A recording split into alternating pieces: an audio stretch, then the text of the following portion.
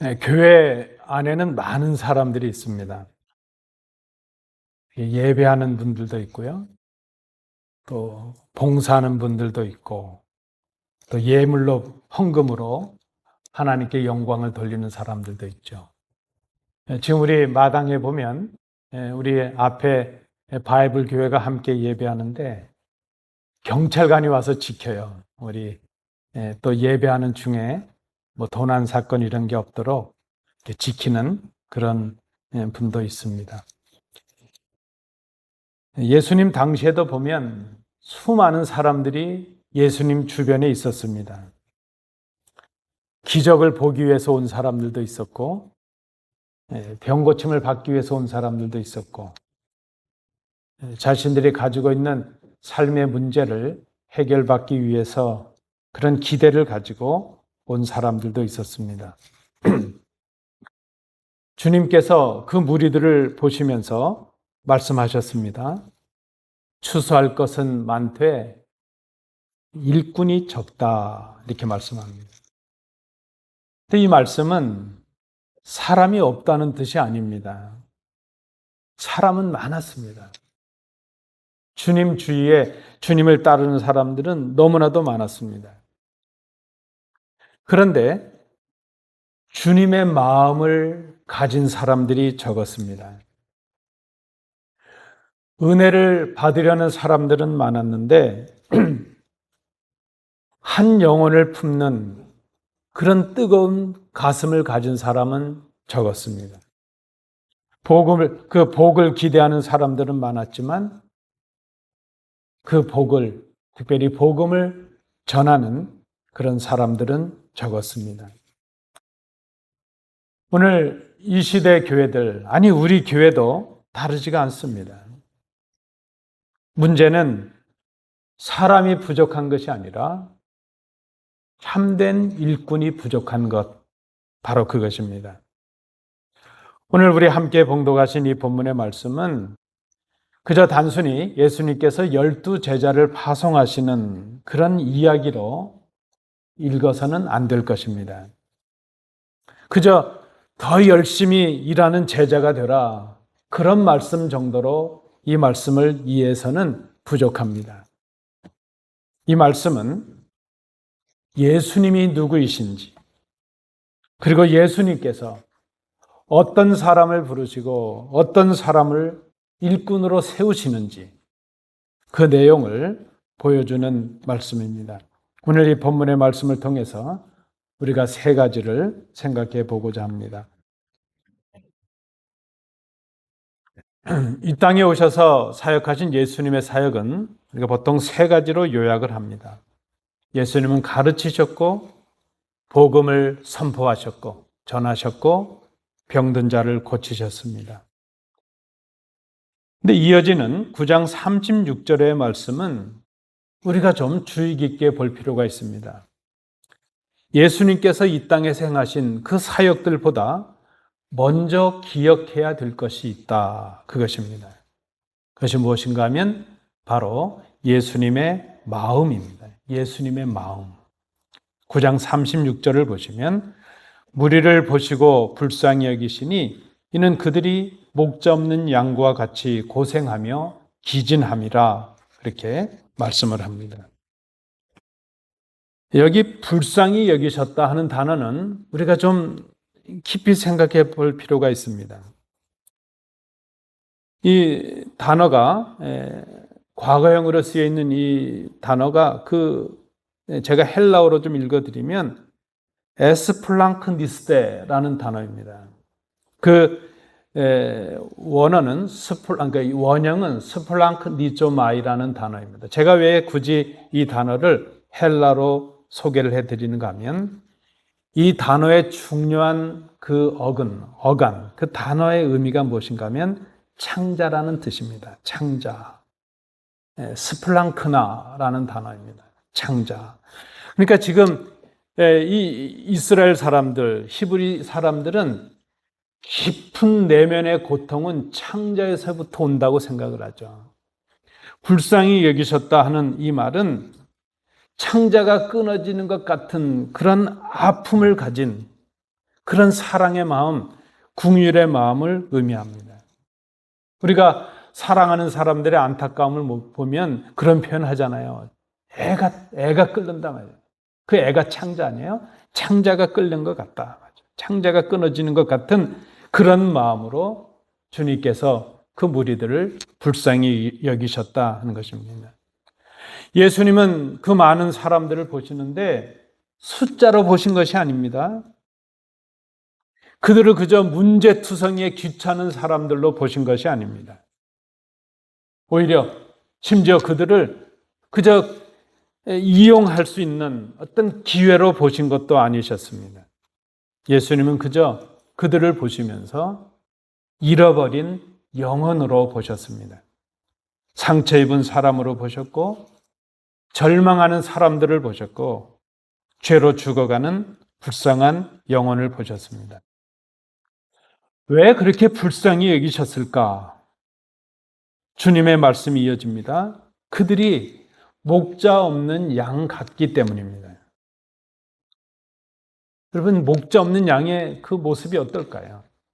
양은 스스로 길을 찾을 수가 없습니다. 목자가 없으면 방황할 수밖에 없고, 목자가 없으면 상처를 입고 결국 죽음을 피할 수가 없습니다. 당시의 시대가 그러합니다. 종교 지도자들은 있었지만 참된 목자가 없었습니다. 그들이 율법은 주장했지만 은혜를 베풀진 못했습니다. 하나님께 드려지는 제사, 예배는 있었는데 그 가운데 진정한 생명의 능력은 없었습니다. 그래서 백성들은 곤고했고 지쳐 있었습니다. 주님께서 그 불쌍한 백성들을 보셨습니다. 그런데 여러분, 이 모습, 이 이야기는 2000년 전에 그 유대 땅의 어느 곳 그 모습뿐만이 아니라 바로 오늘을 살아가는 우리의 이야기이기도 합니다. 우리는 과거에 목자 없는 양이었습니다. 우리도 죄 가운데 방황했고 길을 잃고 헤맸습니다. 하나님 없는 삶을 살아갔습니다. 죽은 것과 다를 바가 없는 그런 삶을 살았습니다. 근데 그때 예수님께서 우리를 찾아오셨습니다. 예수님은 우리를 찾아오셔서 그저 우리를 단순히 불쌍히 여기시는 것, 그 정도로 끝내지 않으십니다. 그 사랑의 마음, 그 긍휼의 마음 때문에 우리를 위해 십자가를 지셨습니다. 우리를 그저 불쌍히 여기신 것 그뿐만이 아니라 오히려 자신의 생명을 우리를 위해 내어주셨습니다.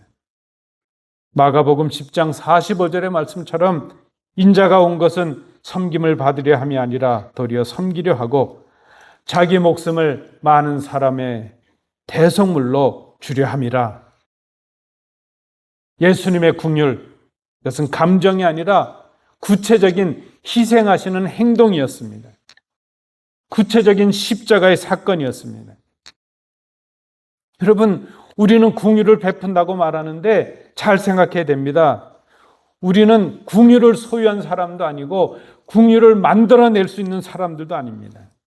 다만 주님께로부터 이 긍휼을 받은 사람들, 입은 사람들이라는 것을 기억해야 됩니다. 이 사랑의 주님께서 오늘도 불쌍한 사람들을 보십니다. 낙심한 사람들, 가련한 우리의 이웃들, 그들을 먼저 주님께서 보고 계십니다. 그리고 우리에게 눈을 돌려서 물으십니다. 너도 그들을 보고 있느냐? 저 불쌍한 이웃들을 보고 있느냐? 여러분, 우리 가족 중에 아직 예수님을 모르는 사람들이 있습니까? 우리의 직장에 복음을 들어야 될 사람들이 있습니까? 우리 주위에 오랫동안 교회를 떠나 있는 우리의 사랑하는 형제들이 있습니까? 오늘 이 예배가 끝나고 나면 여러분 한 사람의 이름을 좀 적어 보십시오. 그 불쌍한 자리, 절망의 자리에서 우리가 건져내야 될 그 한 사람을 기억해 보십시오.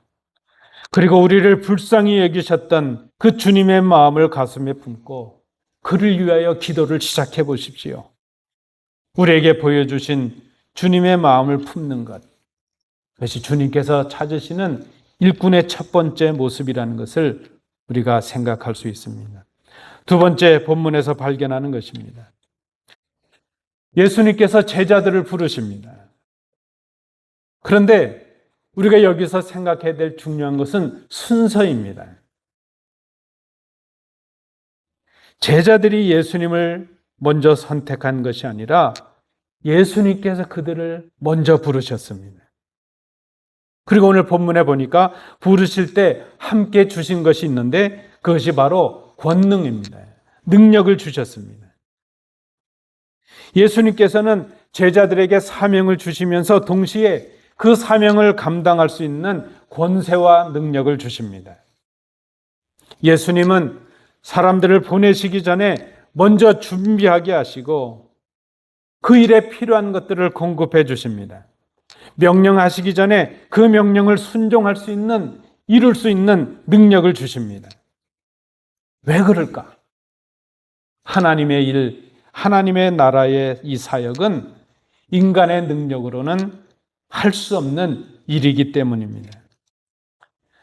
여러분, 오늘 이 본문에 나타나는 사람들의 이름을 보십시오. 제자들은 그렇게 특별한 사람들이 아니었습니다. 베드로는 시골의 어부였습니다. 마태는 사람들에게 멸시를 받았던 세리였습니다. 도마는 의심이 많은 사람입니다. 시몬은 이제 열심당원으로서 사상이 투철한 사람입니다. 심지어 가룟 유다는 장차 주님을 배신할 사람이었습니다. 우리의 인간적인 눈으로 보면 뭐 신뢰할 만한 사람도 없고 특별히 쓰임받을 만한 사람도 없고 특별한 사람들도 없습니다. 그런데 예수님께서 그들을 부르셨습니다. 자격이 있어서 부르신 것이 아니라 은혜로 부르셨습니다. 여기서부터 복음이 시작됩니다. 여러분 기억하십시오. 하나님은 자격 있는 사람을 부르시는 것이 아니라 부르신 사람들에게 자격을 주십니다. 부르신 사람들에게 사명을 주시고 그 사명을 감당할 수 있는 능력도 주십니다. 그러므로 우리가 주님의 부르심에 순종한다고 하는 것은 우리의 공로가 아닙니다. 우리의 자랑일 수가 없습니다. 우리가 주님께 순종하는 것이 어떤 주님 앞에서 자격을 얻는 그런 증명이 되거나 공로가 될 수 없다는 것입니다. 그저 순종은 우리를 부르시고 은혜와 능력을 허락해 주신 주님 앞에 감사로 드리는 응답이라는 것입니다. 9장 마지막 부분을 보십시오. 예수님은 이제 그 무리들에게, 제자들에게 이렇게 기도하라 말씀하십니다. 일꾼을 보내달라. 그러므로 추수하는 주인에게 청하여 추수할 일꾼들을 보내주소서 하라. 그런데 10장에 들어오면서 놀라운 일이 일어납니다. 기도하라고 당부를 받았던 그 사람들이 10장에 오니까 부르심을 받아서 보내심을 받는 사람들이 되었습니다. 주님의 당부를 받고 기도하던 제자들이 바로 보내심을 받는 일꾼들이 되었습니다. 우리가 기도하는데 기도는 하나님께서 일꾼들을 준비하시는 하나님의 방식입니다. 우리는 하나님 앞에 기도할 때에 종종 하나님은 우리가 기도하는 그 응답으로 우리를 사용하실 때가 있습니다. 우리는 이런 것도 바꿔주시고 저런 것도 바꿔주세요. 이 일을 위해서 누구를 보내주세요. 이렇게 기도하는데 하나님은 그 일을 위하여 우리를 부르시고 우리에게 능력을 주시고 우리를 보내십니다. 우리는 하나님의 일이 우리 앞에 맡겨질 때 늘 이렇게 생각합니다. 나는 부족함이 많습니다. 이것도 부족하고 저것도 부족해서 못하겠습니다. 나는 나이가 많습니다. 나이가 많아서 이제 할 엄두가 없습니다. 나는 성경을 잘 모릅니다. 나는 말을 할 줄 모릅니다. 얼마나 많은 핑계가 있는지 몰라요. 근데 그 핑계는 어느 정도 타당해 보입니다. 그런데 주님께서는 그렇게 늘 부족한 사람들을 부르십니다. 늘 부족하다고 자신을 고백하는 그런 사람들을 들으셔서 강한 자들을 부끄럽게 하십니다. 모세도 그랬고 예레미야도 그랬고 베드로도 그랬습니다.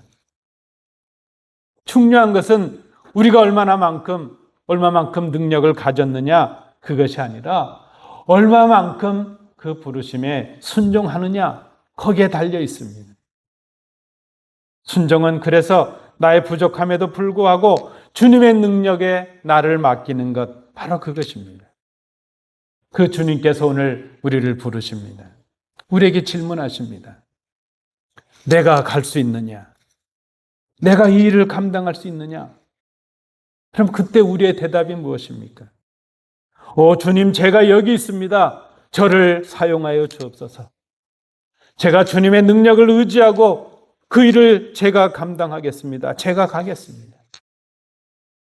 오늘 우리는 이 응답의 결단을 가지고 우리가 기억하고 기록하는 그 한 사람의 이름을 기억하고 그에게 우리의 발걸음을 옮겨서 갈 수 있기를 원합니다. 이번 한 주간 우리가 정하고 기억한 그 한 사람을 기억하면서 문자 한 문장이라도 보내고 전화 한 통화도 건네보고 가능하면 만나서 식사라도 한번 나눠보고 그리고 그에게 복음을 나누고 전할 수 있기를 원합니다. 여러분도 다 가지고 계시지만 저는 저의 VIP 5분에 대한 명단을 가지고 있습니다. 제가 이걸 우리 성도님께 다 나눠드렸어요. 그리고 이분을 위해서 기도하고 있습니다. 5분을 위해서 기도했는데 2분이 예수를 믿게 됐습니다. 우리 성도들께서도 이 운동에 참여해 주시기를 원합니다. 순종은 나중에 내가 조건이 되면 하지 그것이 아닙니다. 순종은 주님의 부르심에 응답해서 지금 하는 것입니다. 오늘 본문을 통해서 우리가 깨닫습니다. 주님의 부르심에 응답하는 사람이 바로 주님께서 찾으시는 참 일꾼이라는 것을 깨닫습니다. 마지막 3번째입니다. 예수님께서 그 제자들을 보내시면서 말씀하셨습니다. 가면서 전파하여 말하되 천국이 가까이 왔다 하고 병든 자를 고치며 죽은 자를 살리며 나병 환자를 깨끗하게 하며 귀신을 쫓아내라. 말씀드린 대로 주님은 제자들에게 사명을 주셨습니다. 그러나 동시에 그 사명을 감당할 수 있는 권세와 능력도 주셨습니다. 병든 자를 고치게 하고 귀신을 쫓아내게 하고 복음을 전하게 하셨습니다. 예수님께서 제자들에게 능력을 주신 목적은 분명합니다. 그 능력을 자신의 자랑거리로 삼으라 그것 아닙니다. 그 능력을 이용해서 사람들 위에 군림하라 그것도 아닙니다. 주님께서 주신 그 능력을 통해서 상처 입은 사람을 회복시키고 병든 사람을 고쳐주고 잃어버린 영혼에게 하나님의 나라의 복음을 전하게 하는 것 바로 그것이었습니다. 그래서 주님은 먼저 천국이 가까이 왔다 이렇게 선포하라고 말씀하십니다. 제자들의 첫 번째 사명이 바로 이것이었습니다. 기적을 베푸는 것이 먼저가 아니라 복음이 먼저였습니다. 치유도 중요하고 회복도 중요하지만 가장 중요한 것은 하나님 나라의 복음을 전하는 것, 바로 그것이었습니다. 왜냐하면 우리가 가진 우리 사람들의 가장 큰 문제는 사실 질병이 아니고 죄의 문제입니다. 가장 필요한 것은 건강이기 전에 구원의 문제이기 때문입니다. 이 일을 감당하기 위해서 제자들이 기억해야 될 것이 있었습니다. 장차 자신들이 행하게 될 그 능력이 자신들의 것이 아니라는 것, 바로 그것이었습니다. 여러분, 우리가 왜 주저합니까? 내 힘으로 하려니까 주저해요. 순종한다는 것은 내 힘이 아니라 주님의 능력으로 행하는 것을 의미합니다. 모든 것이 주님께로부터 받은 것이었습니다. 그래서 주님께서 제자들에게 또 말씀하십니다. 거저 받았으니 거저 주라. 이것이 오늘 본문의 절정입니다. 제자들은 모두 거저받은 사람들이었습니다. 복음도 거저받았고 구원도 거저받았습니다. 용서함도 거저받았습니다. 여러분, 우리가 받은 것도 그렇습니다. 우리가 받은 것 단순한 축복일 수가 없습니다. 우리는 심판 대신 용서를 받았고요. 지옥 대신 천국을 받았습니다. 하나님의 진노 대신 하나님의 자녀가 되는 그런 복을 받았습니다. 근데 이 모든 것이 아무 값도 치르지 않았는데 거저 받은 은혜였다는 것입니다. 그럼 어떻게 이것이 가능했을까? 보네퍼 목사님은 그런 말을 해요. 우리가 값없이 은혜를 받기 위해서 주님은 아주 비싼 대가를 치르셨다는 것입니다. 예수님께서 십자가에서 값을 치르셨습니다. 이것이 복음입니다. 그러므로 우리는 은혜의 빚진 자들이 되었습니다. 그래서 전하는 것입니다. 무거운 책임에 의해서가 아니라 주신 은혜에 너무 감격해서 감사함으로 전합니다. 그래서 전도하는 것, 복음을 전하는 것, 선교하는 것, 이것은 부담이나 무거운 책임일 수가 없습니다. 이것은 은혜의 흐름입니다. 주신 은혜를 간직하고 그 은혜를 흘러보내는 것, 바로 그것입니다. 하나님께서 우리에게 은혜를 주신 이유를 생각해 봅니다. 우리만 복을 누리고 우리만 잘 되고 우리만 행복하다고 그래서 주신 것이 아닙니다. 그 은혜를 다른 사람들에게 흘러보내라, 그렇게 그 목적으로 주셨습니다. 여러분 기억하십시오. 복음과 은혜는 저장하는 것이 아니라 흘러보내는 것입니다. 우리가 가진 문제는 무엇인가 하면 받았는데 주지 않는 것입니다. 거저 받았는데 나누지 않습니다. 아니, 거저 받았는데 대가를 받고 주려고 합니다. 받기만 하고 흘러보내지를 않습니다. 여러분, 팔레스틴 이스라엘 땅에 보면 큰 두 호수가 있지 않습니까? 북쪽에 갈릴리 호수가 있고 남쪽에는 사해 호수가 있죠. 갈릴리 호수는 살아 있습니다. 물을 받는 대로 또 그 물을 흘러보내기 때문입니다. 근데 사해는 말 그대로 데드시가 되었어요. 죽은 바다가 되었습니다. 받기만 하기 때문입니다. 흘러보내질 않습니다. 교회도 마찬가지입니다. 성도들도 마찬가지입니다. 복음을 흘러보낼 수 있는 교회, 복음을 전할 수 있는 성도는 살아있는 교회요, 살아있는 성도입니다. 살아있는 신앙이 열매를 맺을 수가 있습니다.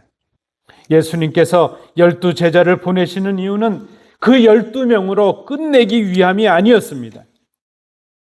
그들을 통하여 또 다른 제자가, 또 다른 믿음의 사람들이 세워지는 것을 꿈꾸시면서 지금 12명의 제자를 보내십니다.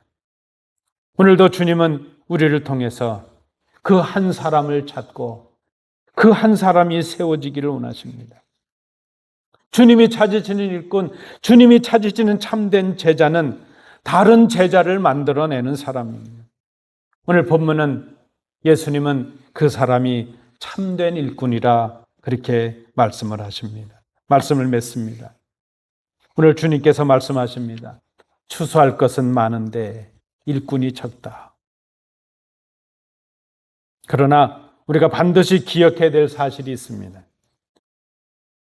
우리가 주님을 위해서 무엇인가를 하기 전에 주님께서 우리를 위해서 모든 것을 하셨다는 것을 기억하는 것입니다. 우리가 주님을 찾기 전에 주님께서 우리를 먼저 찾아오셨습니다. 우리가 주님을 사랑하기 전에 주님께서 우리를 먼저 사랑하셨습니다. 우리가 주님의 이름을 부르기 전에 주님께서 먼저 우리의 각자의 이름을 불러주셨습니다. 그 주님께서 오늘 우리에게 말씀하십니다. 추수할 것은 많은데 일꾼이 적으니. 사람은 많은데 일꾼이 적다.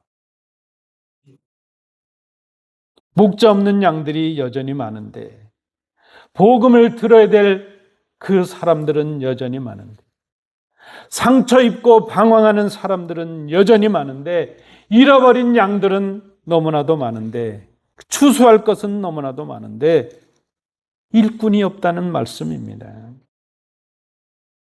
오늘 주님께서 우리에게 질문하십니다. 누가 그들을 위하여 갈 수 있는가? 누가 나를 위하여 갈 수 있는가? 이사야는 하나님의 부르심 앞에 이렇게 고백하였습니다. 내가 여기 있나이다, 나를 보내소서. 내가 여기 있나이다, 나를 보내소서. 사랑하는 성도 여러분, 오늘 주님의 말씀에 순종함으로 우리가 가야 할 그 한 영혼을 바라보실 수 있기를 원합니다. 그를 위해 그 주님의 그 창자가 끊어지는 그 사랑의 아픔을 가지고 그 마음을 품고 기도할 수 있기를 원합니다. 그에게 다가가고 그에게 은혜와 복음을 나누고 그를 마침내 주님께로 인도해낼 수 있기를 원합니다. 세상이 줄 수 없었던 그 구원의 감격과 기쁨을 그에게 맛보게 할 수 있기를 원합니다. 주님이 찾으시는 일꾼은 특별한 사람이 되는 것을 의미하지 않습니다. 우리가 없던 어떤 자격을 갖추는 것, 그것을 말하는 것이 아닙니다. 먼저 우리에게 오셔서 긍휼을 베푸시고 우리를 불러주신 그 주님, 그 모든 것을 거저주신 그 예수님의 마음을 품는 사람, 바로 그 사람입니다. 그리고 그 주님의 긍휼을 가지고 그 긍휼을 받은 사람으로서 부르심에 응답하는 사람이 되는 것. 그리고 우리에게 거저주신 은혜를 그저 아무 값 없이 우리도 주님처럼 흘러보내는 사람이 되는 것. 주님의 사랑에 감격하여 다른 사람을 주님께로 인도해내는 사람. 바로 그 사람이 오늘 주님께서 찾으시는 일꾼입니다. 사랑하는 성도 여러분, 축복합니다. 장차 우리가 주님 앞에 설 때에 잘하였도다 착하고 충성된 종아, 이 칭찬을 들을 수 있는 주님의 일꾼들이 되시기를 축복합니다. 이 복을 누리시는 성도들이 되십시오. 기도하겠습니다.